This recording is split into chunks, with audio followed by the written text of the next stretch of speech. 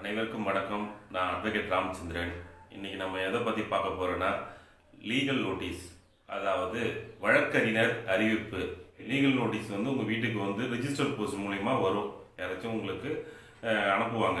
அதை வந்து சில பேர் என்ன பண்ணுவாங்க, அதை வாங்கக்கூடாது. அதேமாரி நீதிமன்றத்தில் வந்து சம்மன் வரும்போதோ அதை கூட வாங்கக்கூடாது, எல்லாம் வந்து அதை மறுத்து அனுப்பி வைக்கிறீங்க. அதனால் பல விளைவுகள் ஏற்படும் உங்களுக்கு. அதனால வழக்கறிஞர் நோட்டீஸ் உங்களுக்கு வந்ததுன்னா அதுக்கு நீங்கள் அதை கையொப்பமிட்டு அதை வாங்கிட்டு அவங்களுக்கு தகுந்த ஒரு வழக்கறிஞரை பார்த்து அவங்களுக்கு பதில் அறிவிப்பு நீங்கள் கொடுக்கப்பட வேண்டும். அப்போது தானே அது அவருடைய நிலைப்பாடு என்னன்னு உங்களுக்கு தெரியும். எதற்காக அவங்க கொடுக்குறாங்க. அதை வாங்காமல் இருந்துட்டா உங்களுக்கு எந்த பிரச்சனையும் இல்லைன்னுலாம் கிடையாது. அதை வாங்கி அவங்க என்ன சாராம்சம் என்ன சொல்றாங்க, உங்களுக்கு எதிர்ப்பாக சொல்றாங்களா, அது உண்மையா இல்லையா, உண்மைனா உண்மைங்களா, நீங்க அதுக்கேற்ற பரிகாரம் பெற்றுக்கொள்ளுங்க.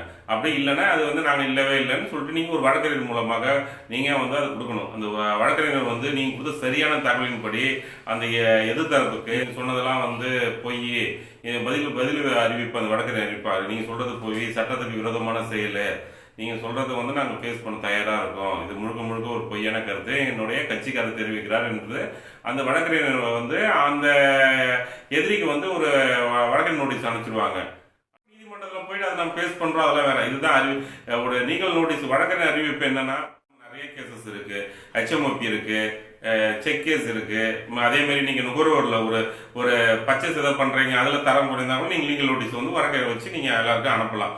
இதுதான் வந்து லீகல் நோட்டீஸோட விரிவான. நீங்க வந்து முதல்ல வந்து உங்களுக்கு வந்து ரிஜிஸ்டர் போஸ்ட் மூலயமா ஒரு லீகல் நோட்டீஸ் வந்து வழக்கறிஞர் அனுப்பிக்கிட்டு வாங்க. அதை வாங்குங்க, சைன் போட்டு அதை வாங்குங்க. அதை வாங்கி பார்த்து இப்போ படிச்சுட்டு ஒரு நான் வழக்கறிஞரை பார்த்து அது என்னன்னு சொல்லி கவுண்டர் நோட்டீஸ் ஒன்று கொடுங்க. அதை வாங்க வேண்டாம். அதேமாரி சம்மன், கோர்ட்டில் வர சம்மனே நிறைய பேர் வாங்க மாட்டாங்க.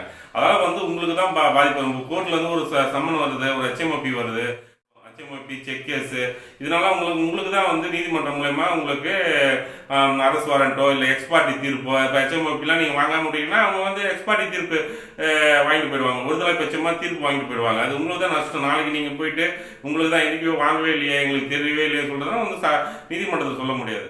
செக் கேஸ் வந்து 138 செக்ஷன் படி நம்ம வந்து நெகோஷியபிள் இன்ஸ்ட்ருமெண்ட் ஆக்ட் படி எதிரிக்கு வந்து நம்ம நோட்டீஸ் விடுறாங்க. அந்த நோட்டீஸ் சில பேர் வாங்க மாட்டாங்க.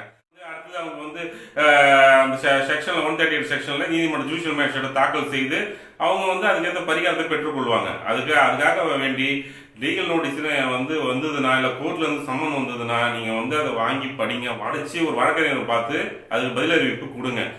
லீகல் நோட்டீஸ் பத்தி உங்க மக்களுக்கு தெரியப்படும்.